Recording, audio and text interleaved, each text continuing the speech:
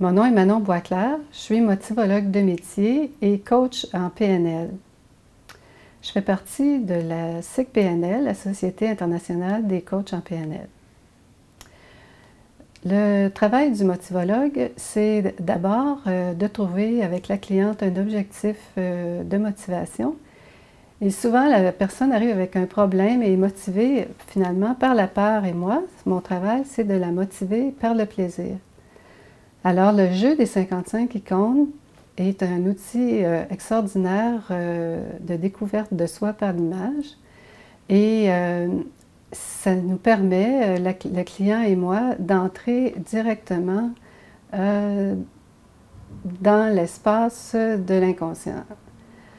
Ce qu'il y a de plus fort, je dirais, dans le jeu, c'est que ces cartes projectives-là, quand la personne les choisit, elle les ressent.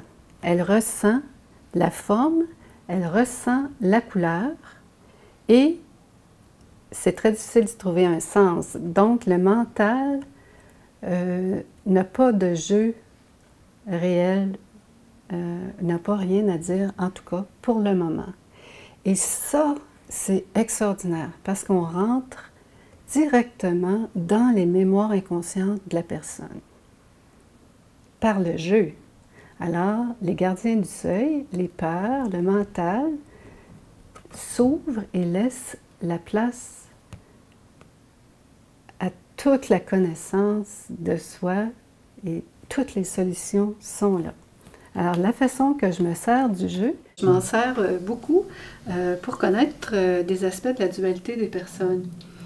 Alors, dans les 54 icônes, les gens choisissent des cartes qui aiment d'une façon au ressenti, les cartes qu'ils aiment le plus, et les cartes que la personne aime le moins. Et disons que ici, on a les cartes que la personne aime le plus, et celle-là, celle que la personne aime le moins.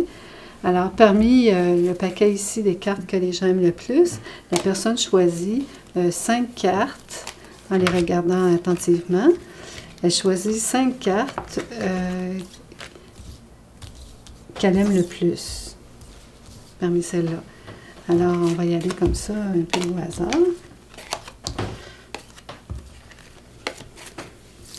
Alors, celles-là, je les élimine.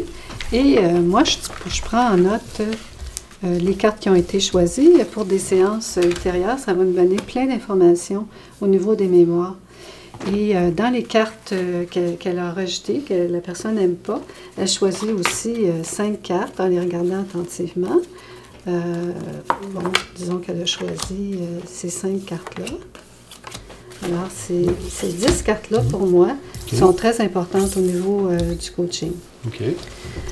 J'analyse ça par la suite. Et à travers ce choix-là, maintenant, la personne va éliminer 4 cartes et garder la carte qu'elle aime le plus. Alors, si c'est celle-là, on va la mettre quand même un petit peu de côté comme ça. Et la même chose ici pour la carte qu'elle aime le moins. Et après ça, on regarde sur le jeu d'interface. OK, oui, interface. Oui. Interface comme ça. Et je demande à la personne de retrouver ses cartes sur l'interface. Alors moi, si je comprends bien, celle-ci, on la retrouve ici. Oui, et puis celle-là. On la retrouve ici. Voyons. Là. Là, excusez. C'est un petit peu là. Alors là, on regarde, c'est très important de voir la carte complémentaire, l'image complémentaire. Et souvent, les cartes complémentaires ont été rejetées. Ah, ça c'est le rejet. Oui. Ici. C'est dans ces cartes-là. Celle-ci, il y en a une, ici comme ça. Oui, qui a été rejetée. Ben, en fait, là, tu as fait ça un peu aléatoire, mais... Oui, mais c'est juste pour te dire que dans les cartes complémentaires, on retrouve des éléments de solution extraordinaires. Ah, OK, OK.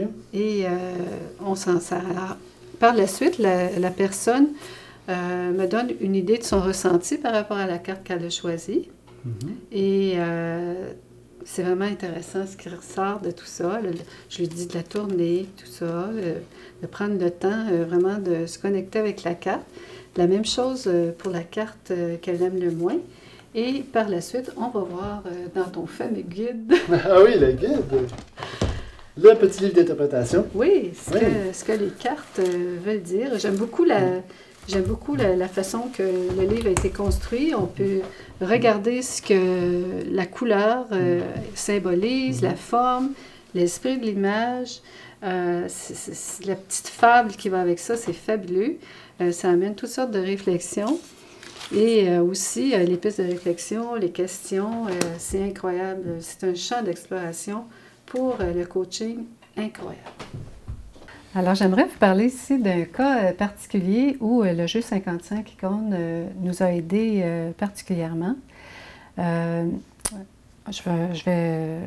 Disons qu'on ne passera pas sur toute la séance, mais je tiens à regarder les cartes qui avaient été choisies, c'est-à-dire cette carte-là avait été choisie comme la carte que la personne aimait le plus.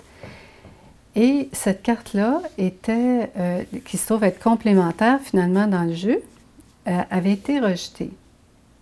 Alors, quand on regarde les cartes ensemble avec la cliente, je lui demande d'abord qu'est-ce que ces cartes-là, quel effet ces cartes-là ont pour elle, parce que c'est des images projectives, donc le mental n'a pas eu encore le temps d'intervenir. Alors là, c'est le temps de trouver des solutions.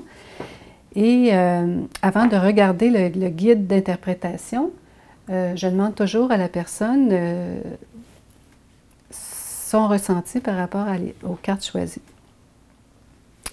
Alors, pour faire une conclusion à ça, c'est qu'en regardant cette carte-là et en répondant par la suite au guide d'interprétation, il y a une question qui est soulevée. La carte s'appelle « Les coups d'épée dans l'eau » et la question était ou est « Connaissez-vous l'origine de votre colère ?»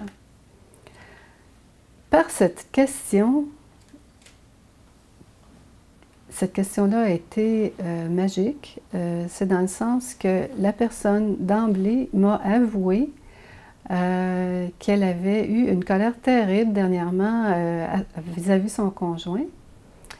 Et elle était très timide de m'en parler, mais cette question-là a ouvert une conversation très intéressante. Et à partir de là, on a travaillé ensemble la colère refoulée depuis l'enfance. Alors, cette 55 icônes nous a permis en une séance de découvrir une peur inconsciente d'une colère réprimée chez la cliente.